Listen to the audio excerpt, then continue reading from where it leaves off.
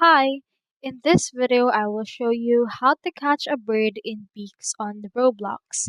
So if you're a beginner on Roblox and you want to play Beaks and then try to actually go over and then catch a bird, then what you can do is you can first head over to the actual plaza and get yourself an actual rifle. I have in here this rifle. We also have the Beak book and we also have the hunter kit.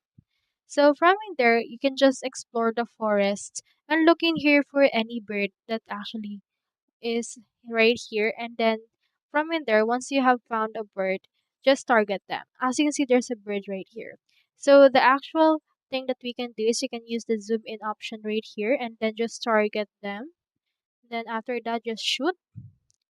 Then don't worry because there are some birds that are slow, and as you can see we have successfully gotten an actual bird and we have successfully get them. So you can just repeat that. You can utilize the zoom option and then just try to use the rifle as you have like right here. So that's all there is today, and I hope this video helped you out.